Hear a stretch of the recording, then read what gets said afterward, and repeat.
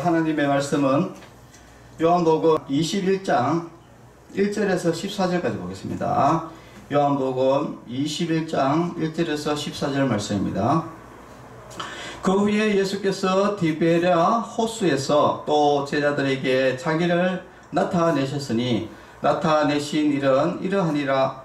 시몬 베드로와 디두모라 하는 도마와 갈릴리 가나 사람 나다넬과 세베대의 아들들과 또 다른 제자 둘이 함께 있더니 시몬 베드로가 나는 물고기 잡으러 가노라 하니 그들이 우리도 함께 가겠다 하고 나가서 배에 올랐으나 그날 밤에 아무것도 잡지 못하였더니 날이 새어갈 때에 예수께서 바닷가에 서셨으나 제자들이 예수이신 줄 알지 못하는지라. 예수께서 이르시되 얘들아 너희에게 고기가 있느냐 대답하되 없나이다. 이르시되 그물을 배 오른편에 던지라 그리하면 잡으리라 하시니 이에 던졌더니 물고기가 많아 그물을 들 수 없더라.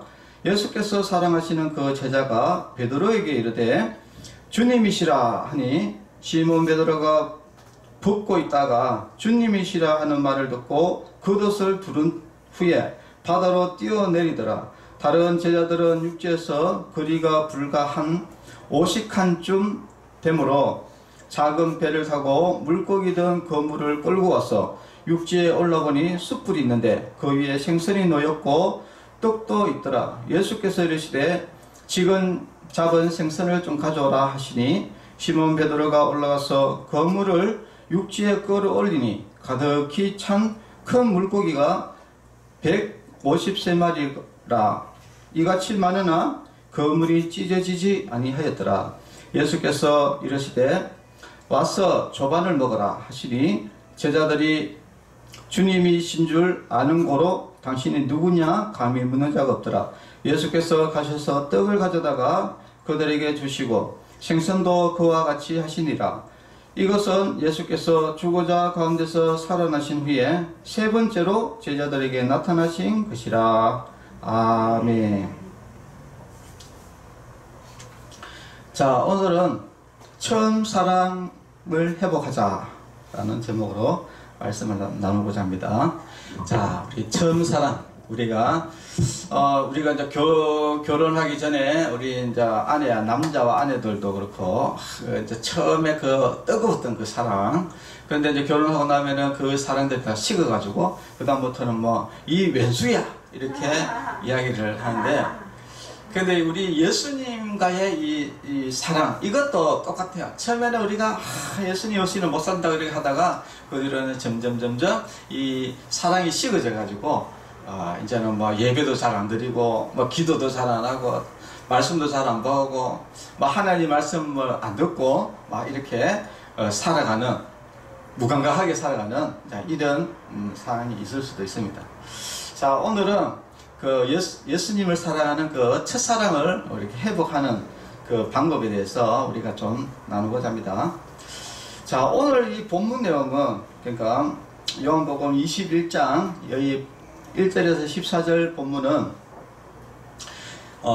여기에 이제 이 고기를 잡은 숫자 153이라는 이 숫자를 여러분 혹시 기억이 나실지 모르겠지만 여러분 볼펜 중에 모나미 153 여러분 기억이 나실란지 모르겠는데 이게 이제 옛날에 1964년도에 이게 모나미 볼펜 선전입니다. 이게 선전인데 그때 64년 5월 1일, 그러니까 1964년 5월 1일에 처음으로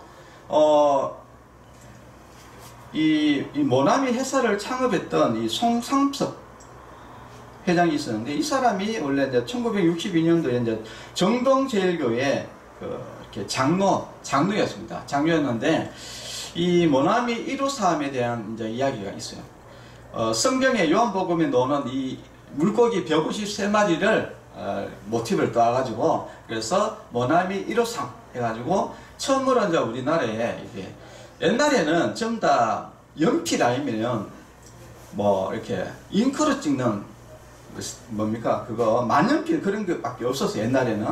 자, 그런데 우리나라에 처음으로 유성볼펜 이걸 만든 사람이 바로 이 송삼섭 회장인데, 이 사람이 처음으로 모나미 선전을 하면서 이게 이제 그 성경에 이제 교회 다니는 장로님이다 보니까 이제 물고기 150세 이렇게 해가지고 이것을 했습니다.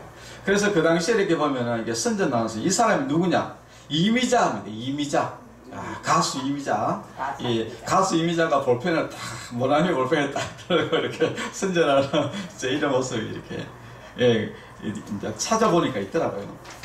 그러니까 이제 광고도 이분이 보니까 이 송상석 회장이 광고도 굉장히 아주 효과적인 광고를 또 많이 했더라고요. 자, 이렇게 이 성경과 관련이 있는 이 모나미 볼펜, 자, 이런 또 내용이 있다 한 거 아시고 한번 성경을 본문을 한번 보면은요, 오늘 내용을 보면은 예수님이 이제 제자들이 예수님이 분명히 이제 그 예수님의 제자들 두 분이나 만났거든요. 예수님이 죽었다 살아나신 후에 처음에는 뭡니까? 도마가 없는 제자들이 모였을 때 한번 예수님이 나타나셨고, 두 번째는 도마가 있는 제자들이 있을 때 또 예수님이 한번 나타나셨어요. 그래서 제자들은 예수님을 직접 다 봤습니다. 그런데 오늘 좀 특이하게 우리는 예수님이 다시 살아나셨다 이러면은 이제는 정말 예수님이 다시 살아나셨구나. 자, 이제 진짜 우리가 이제 예수님을 믿고 이제 열심히 이제 예수님의 말씀을 전파하고 이렇게 해야 되겠다라고 이렇게 할 것 같은데 그게 아니라 그냥 물고기, 원래 이 제자들이 원래 직업이 뭐냐면은 원래 물고기 잡는 사람이에요. 그러니까 어업이다 보니까 물고기를 잡으러 자기 고향으로 간 거예요. 여기 지금 디베라라는 이곳이 바로 갈릴리인데, 원래 이 사람들이 고향이 원래 갈릴리였거든요. 이 어부들 출신 제자들이. 그리고 제일 처음에 이 예수님이 또 제자들을 불렀던 것이 바로 이 갈릴리 바다입니다. 그러니까 이 사람들이 이제 다시 원래대로 돌아간 것이죠. 처음에는 예수님을 막 쫓아가다가 이제는 예수님이 죽었다가 다시 살아났는데도 불구하고 다시 자기 본업으로, 고향으로 돌아가고 본업으로 돌아갔습니다.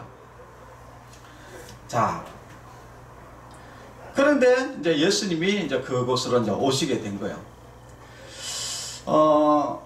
여기 보면은 조금 몇 가지가 좀 특이한 게 있는데, 근데 예수님이 나중에 내가 갈릴리로 먼저 가겠다라는 이런 예언을 하셨어요. 그게 예수님이 또 직접 이야기하셨어요. 마태복음 26장 31절에서 32절에 보면은 그때에 예수께서 제자들에게 이르시되, 그때는 언제냐면은 이제 예수님이 그 십자가에 달리기 전에 이제 붙잡혀 가기 전에 제자들에게 마지막으로 했던 이야기입니다.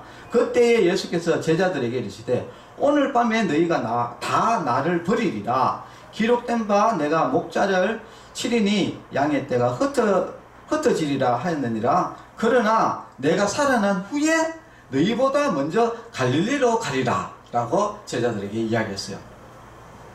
자, 근데 사실은 이 제자들이 이 말이 무슨 말인지를 모르겠죠. 아니, 죽은 사람이 어떻게 갈릴리로 와? 이렇게 이제 생각했을 건데, 근데 예수님은 내가 죽었다가 다시 살아난 후에 너희보다 먼저 갈릴리로 가리라 이야기를 했습니다. 그리고 나서 이제 예수님이 다시 부활하시고 그 무덤에 그 천사들이 있었거든요. 그 천사들이 있었고 그 여인들이 갔단 말이에요. 그러니까 여인들이 가니까 그 여인들에게 천사가 뭐라고 이야기하냐면, 마태복음 28장 5절에서 7절에 보면은 이렇게 이야기합니다. 천사가 여자들에게 말해 이르되, 너희는 무서워하지 말라. 십자가에 못 박히신 예수를 너희가 찾는 줄을 내가 아노라. 그가 여기 계시지 않고 그가 말씀하시는 대로 살아나셨느니라. 와서 그가 누우셨던 곳을 보라. 또 빨리 가서 제자들에게 이르되, 그가 죽은 자 가운데서 살아나셨고 너희보다 먼저 갈릴리로 가시나니 거기서 너희가 배우리라 하라 라고 이렇게 이야기를 했습니다. 그러니까 예수님도 내가 살아난 후에 갈릴리로 가겠다 이야기했고, 그리고 천사도 예수님이 너희들보다 먼저 갈릴리로 갈 거다 라고 이렇게 이야기를 했어요.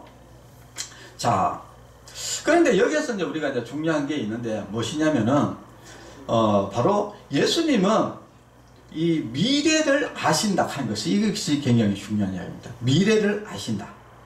자, 그러면은 제자들은 그러면은 갈릴리로 왜 갔느냐?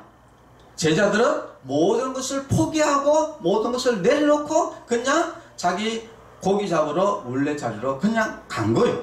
이게. 그러니까 우리는 생각했을 때 예수님께서 내가 먼저 갈릴리로 가리라 했으니까 그 제자들이 맞다, 예수님이 그때 말씀하셨는데 예수님이 갈릴리로 온다고 해서 다시 살아나신 후에 갈릴리로 오신다고 했으니까 우리가 예수님을 갈릴리로 가서 만나야 되겠다, 이렇게 해서 갈릴리로 간 것이 아니다는 거예요. 뭐냐? 모든 것을 포기하고 갈릴리로 갔다는 거예요. 자, 그러면 여기서 이제 우리가 이제 중요한 사실이 뭐냐면은 예수님은 이 제자들이 다 내려놓고 갈릴리로 갈 것을 간 그 사실을, 그러니까 미래에 그렇게 일어날 일들을 이미 다 알고 앞에서 이야기를 하신 이야기입니다. 자, 이거하고 또 비슷한 이야기가 또 어디에 나오냐면은, 여러분, 예수님의 그 제자 중에 베드로가 예수님을 3번 부인한다는 그 내용이 있지 않습니까? 그래서 예수님이 닭 울기 전에 베드로 보고 닭 울기 전에 네가 나를 3번 부인하리라 라고 이야기를 했어요. 그러니까 베드로가 풀풀 뛰면서 내가 죽을지언정 절대 내가 예수님을 부인하지 않는 거라고 막 오히려 호투셨어요. 자, 그런데 어떻게 됐습니까? 예수님을 3번 부인했습니다. 자, 이것도 우리가 이제 생각해 보면은, 아니, 베드로가 이제 예수님 앞에서 내가 이제 3번 부인할 것을 이야기를 했지 않습니까? 그러면은 내가 3번을 부인하지 않으면 될 거 아니에요. 그런데 베드로는 3번을 부인했다는 거예요. 왜 그러냐? 이것이 중요한 이야기입니다. 예수님이 이야기한 것은 바로 앞으로 미래에 그 베드로가 할 일을 그렇게 할 일을 미리 아신 거예요. 자, 이것이 이제 중요한 겁니다. 그러니까 우리가 이제 중요한 것은 예수님은 바로 미래에 일어날 일을 정확히 알고 계시는 바로 하나님이시구나, 전지하신 하나님이시다 라는 것을 오늘 우리가 잘 아셔야 됩니다.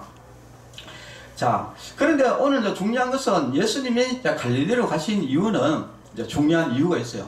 사실은 이제 예수님의 제자들은 모든 것을 내려놓고 자포자기한 상태입니다. 이게 왜냐면은, 여러분들 생각해보세요. 우리가 이제 그 선생님을 따르는데, 예수님 그 제자들이 한 행동이 뭡니까? 예수님 모른다고 베드로는 3번 부인했지. 또 예수님 붙잡히기니 다 도망가 버렸지. 그리고 또 예수님 부활해도 또 뭡니까? 어떻게 예수님이 뭘 부활해? 이렇게 의심을 하고 그렇게 했던 진짜 그 제자들. 그러니까 너무나 제자들 입장에서는 이게 명목이 없는 거예요, 명목이. 야, 우리 같은 사람이 어떻게 해가지고 예수님 제자가 되겠냐? 이제 다 내려놓고, 자, 그냥 우리 고기를 잡으러 가자. 그래가지고 고기를 이제 잡으러 간 겁니다. 그래서 예수님은 이 자포자기한 이 제자들에게 다시 시작할 수 있도록, 다시 용기를 주고 회복할 수 있도록, 그리고 그 첫사랑을 또 기억할 수 있도록 하기 위해서 원래 그 제자들이 예수님이 처음 불렀던 그 곡, 바로 갈릴리로 가게 된 거예요.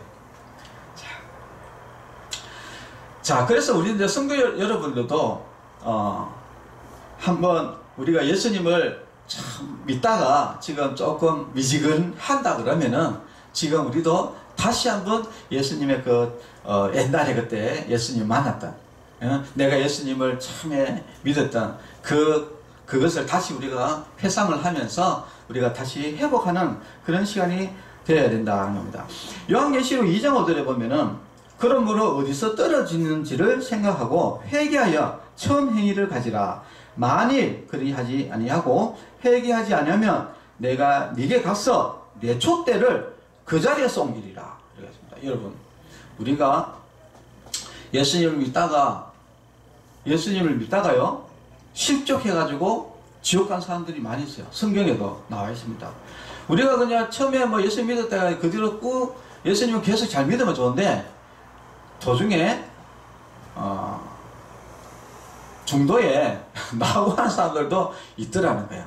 그래서 우리는 항시 긴장을 해야 돼요. 긴장을 하고 늘 예수님을 찾고 해서 우리가 신앙생활을 해야 되지, 우리가 그냥 대충 하다가 큰일 난다. 우리가 오늘 그것을 좀 잘 아시고요. 자, 그리고 또 한 가지는 우리가 예수님의 사명을 받은 사람은 그 사명의 길로 무조건 가야 된다라는 것이 또 중요한 이야기입니다. 자, 우리가 이제 그 사명을 원래 예수님의 부름을 받았던 제자들이 이거 그냥 다 내려놓고 내 묵고 살자 이렇게 하면서 이제 어부 길로 이제 갔지 않습니까? 갔는데 결과가 어땠느냐? 결과는 고기를 아무리 잡아도 그 사람들이 평생을 어부로 지냈던 사람이기 때문에 그 갈릴리 바다에 대해서는 누구보다도 잘 아는 사람들인데 아무리 바다를 뒤져도 고기를 한 마리도 못 잡은 거예요. 그런데 이제 예수님이 배 오른편에 던지라 하겠어요. 근데 여기 이제 중요한 게 있어요. 여기 성경에 보면은 이제 이 제자들이 보면은 이제 고기를 밤새도록 잡다가 이제는 못 잡아가지고 이제는 이렇게 바깥으로 이제 집으로 이제 오고 있는 상황이다 하는 것을 잘 알 수 있는 대목이 뭐냐면은 바로 오식한점 하는 겁니다. 이게 뭐냐? 한 90m 정도 된다는 90m. 그러니까 이게 이제 그러니까 이 갈릴리 호수가 굉장히 큰데 거기 이제 90m 갈 때 우리 100m 여러분 알잖아요. 100m 우리 100m 달리기 하잖아요. 그러면은 그렇게 멀지가 않아요. 90m가. 자, 그러면 이제 거기는 물이 얕은 곳이단 말이에요. 근데 예수님이 배 오른편에 던지라 했어요. 그러니까 제자들이 배 오른편에 던졌더만은 그 물이 가득 차 만큼 물고기가 잡혔습니다. 여러분, 우리가 또 이런 것을 또 이렇게 생각하시죠. 원래 거기에 물고기가 원래 있어가지고, 그냥 물고기를 잡았겠지. 이렇게 여러분 생각하시면 안 된다. 이야기를 하는 겁니다. 거기에는 물고기가, 여러분, 물이 얕은 데는 물고기가 없어요. 여러분. 아시지 않습니까? 그죠? 물고기 없어요. 그런데 큰 물고기들이 153마리나 잡혔다는 거예요. 이게 뭐냐? 기적이다, 기적. 거기는 물고기가, 그 얕은 물가에 그런 물고기가 있을 수가 없어요. 그리고 밤새도록 물고기를 잡았는데 한 마리도 못 잡았어요. 자, 그래서 이제 우리가 여기서 이제 알 수 있는 것은 뭐냐면은 이것은 하나님의 기적이다. 그러니까 하나님이 거기에 물고기가 있게 하신 거예요.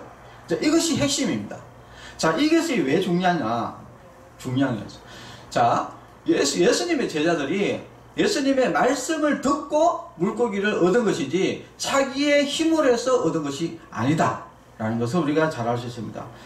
우리가 예수님 믿는 사람은 자꾸 돈을 따라가면 안 돼요. 돈 따라가면 망합니다. 그리고 특히 사명자, 저같이 목사로 부름을 받거나 장로로 부름을 받은 이런 직분자들은 자꾸 돈 따라가다가는 안 돼요. 안 된다니까요. 오히려 자꾸 돈을 쫓아가게 되면은 오히려 돈이 안 보이고 자꾸 오히려 망하게 되고 이런 게. 제가 이제 한 번은 아는 목사님을 만났는데 이제 개척교회 이제 목사님 만났거든요. 근데 여러분들 참 개척교회 목사님들 진짜 힘들거든요. 왜냐면은 교회 헌금이 들어오나 헌금도 아무것도 들어오지, 사례비도 헌금이 안 들어오니까 당연히 사례비도 없고 그래가지고 먹고 살 게 없어요. 먹고 살 게 없어요. 여러분 저기 개척교회 목사님들 진짜 한 달 여러분 한 달 생활비 얼마 정도 합니까? 여러분 생활비 보통 적어도 200에서 한 500 가까이 여러분 생활비 한 달 안 하는가? 그러니까 근데 여러분 목사님, 내 아는 목사님들 중에는 한 달 생활비가 30만원 50만원 이거 가지고 한 달을 살아가더라고. 그래가지고 도대체 어떻게 목사님 어떻게 이렇게 살아가십니까? 아니 우리는 사실 그냥 한 번씩 외식하고 식비가 30만원 한 달에 식비가 30만원 넘지 않습니까? 근데 그거 가지고 모든 생활을, 왜냐? 수입이 없으니까. 그러다 보니까 이제 목사님들도 우리 노회나 총회나 이런 데서도 이제 목사님들도 이 겸직을 할 수 있도록 하자. 그래가지고 택시 기사도 하고 이렇게 알바를 해서 이렇게 먹고 살 수 있도록 하자. 그렇게 이제 했는데, 근데 이제 그 목사님이 하는 이야기는 뭐냐면은 참 먹고 살기가 힘들어서 아르바이트를 이렇게 하다 보니까 있는 성도들도 다 떨어져 나가버리고 완전히 오히려 교회가 완전히 막 주저앉아 버렸다. 이제 이런 이야기를 하는 거예요. 참 이게 참 딜레마에 빠지는 겁니다. 이게 참 개척교회의 이제 딜레마인 거예요. 자 이게 그래서 이제 이렇게 우리가 한편으로 또 생각해 보면은 사명을 받은 사람은 그냥 사명길로 가야 되는 거예요. 사명길로 가다 보면은 거기에서 하나님이 어떤 생활할 수 있는 길을 열어주시고 이렇게 하는데 내가 그냥 자꾸 돈 벌고 이 사명보다도 돈 벌고 자꾸 이렇게 따라가다 보면은 이것도 안 되고 저것도 안 되고 다 이게 여러분 베드로도 뭡니까? 아이고 이제 뭐 사명이고 뭐고 모르겠다. 아이고 나는 이제 먹고 살러 가야 되겠다. 그래가지고 억울했더니 뭡니까? 밤새도록 허탕이라 안 되는 거예요 이게. 참. 그래서 이제 우리 성도 여러분들 아셔야 될 것은 예수 믿는 사람은 이 세상의 물질을 따라가면 안 됩니다. 우리는 오직 하나님의 말씀을 따라가야 돼요. 그렇게 해야지 하나님이 잘 됩니다. 예수님이 뭡니까? 그렇게 안 되던 그 제자들이 예수님이 오른쪽으로 던지라니까 물고기가 막 가득 잡혔잖아요. 바로 예수님의 말씀대로 살아가야지 우리가 또 이 땅에서도 모든 것들이 잘 되지 뭐 자꾸 내 생각대로 이게 쫓아가다가는 다 망한다 하는 것을 여러분들을 꼭 아셔야 됩니다. 그리고 이제 마지막으로 한 가지는 뭐냐면은 예수님이 이제 10절에 보면 예수께서 이르시되 지금 잡은 생선을 좀 가져와라 이렇게 이야기합니다. 자 우리가 여기서 중요한 것은 뭐냐면은 베드로하고 그 제자들이 그 물고기 잡았잖아요. 그죠? 그 잡았으면은 그 물고기는 누구 겁니까? 당연히 제자들 내 거라고 생각하잖아요. 그죠? 그런데 예수님 뭐냐? 물고기를 가져와라 이야기는 믿기 아니다 이야기를 하는 겁니다. 자, 우리는 보통 이 땅에서 살면서 내 자식, 내 가족, 그리고 내 재산, 그리고 이런 모든 것들을 다 우리는 누구 거라고 생각합니까? 우리는 다 내 거라고 생각해요. 그러니까 다 내 거라고 생각하니까 이게 문제가 뭐냐면은 막 어려운 사람들을 도와줄 수가 없는 거야. 왜냐면은 내가 열심히 일을 해서 돈을 벌었는데 이건 내 건데 이거를 왜 저 사람 주노?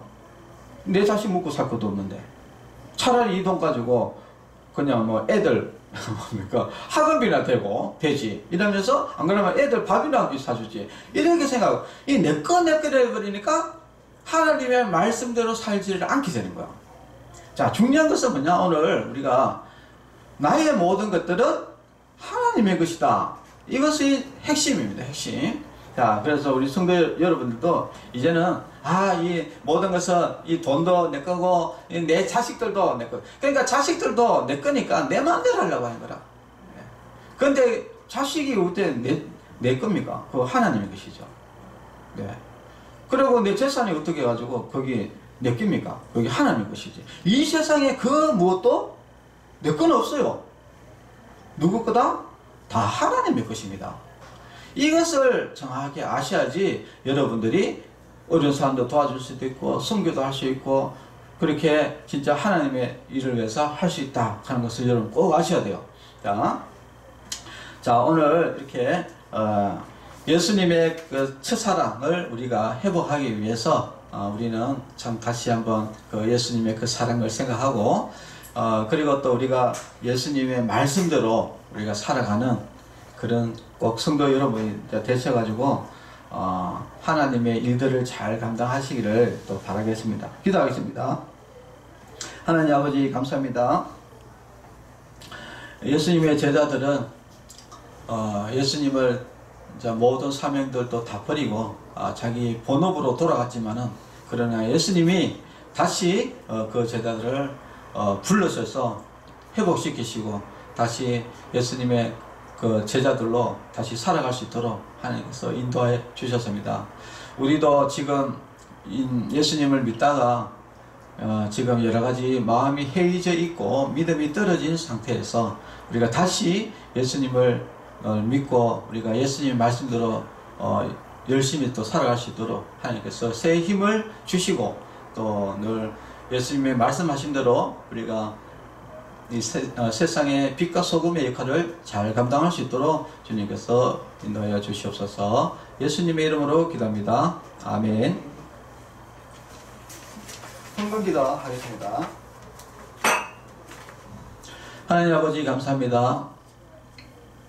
우리를 제자로 불러주시고 또 예수님을 믿는 그리스도인으로 또 불러주신 것에 감사드리고 또 우리를 또 하나님의 자녀 또 하나님의 친백성 되게 하여 주심을 감사드리면서 하나님께 예물을 드렸습니다. 예물을 드린 손길 위에 주님께서 복에 복을 더하여 주시고 또 예수님을 잘 믿는 믿음의 가정, 믿음의 자손들이 될 수 있도록 주님께서 은혜를 내려 주시옵소서. 예수님의 이름으로 기도합니다. 아멘.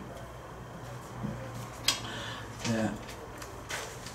지금 이제 선거철이죠, 그죠? 지금 선거철이 가지고 제가 이제 4월 5일에 제가 투표 참관인, 사전 투표 참관인으로 제가 들어가가지고 또 열심히 또 활동하고 있는데 지금 사실은 뭐 전반적으로 지금 우리나라가 좀 여러분들이 좀 기도를 조금 해야 된다 이야기를 제가 하는 거예요.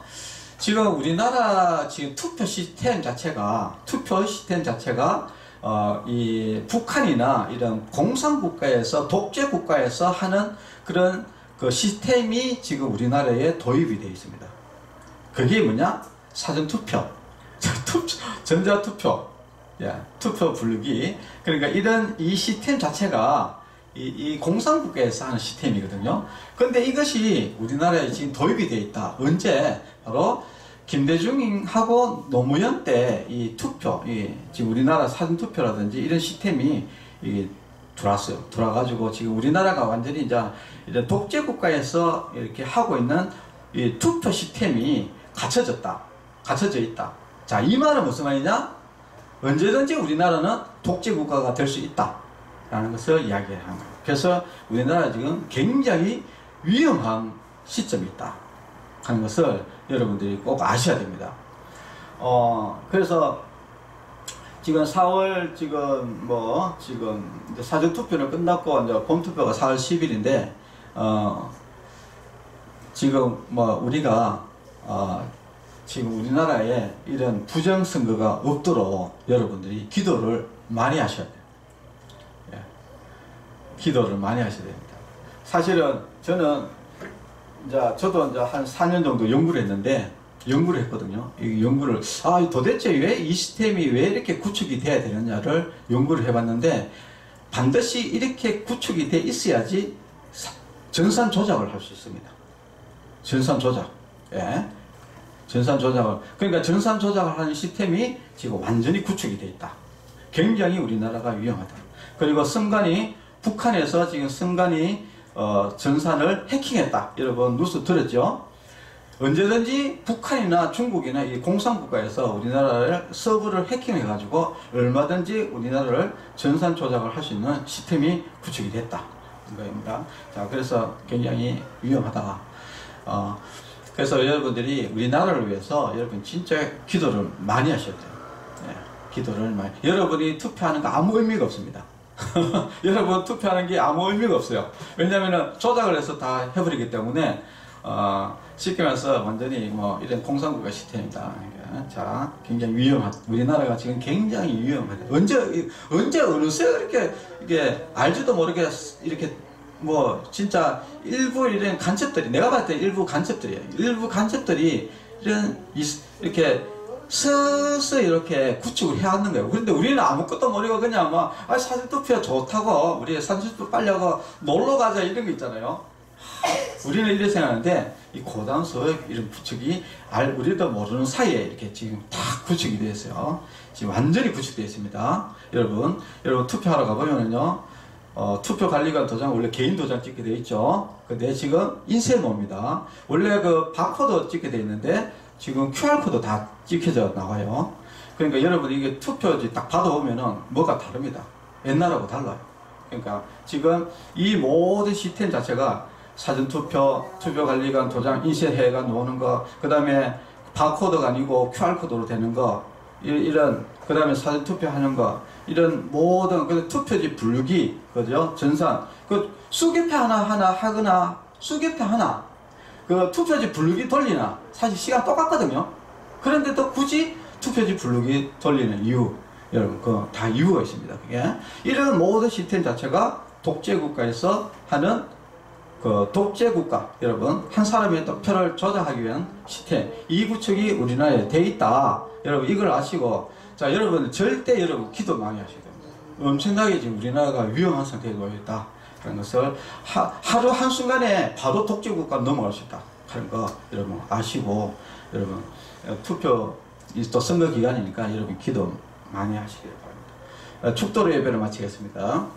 이제는 우리 주 예수 그리스도의 은혜와 하나님의 사랑과 성령님의 교통하심이 성도들의 머리 위에와 가정과 자녀들 위에 이제로부터 영원토록 함께 있을지어다. 아멘. 예, 감사합니다.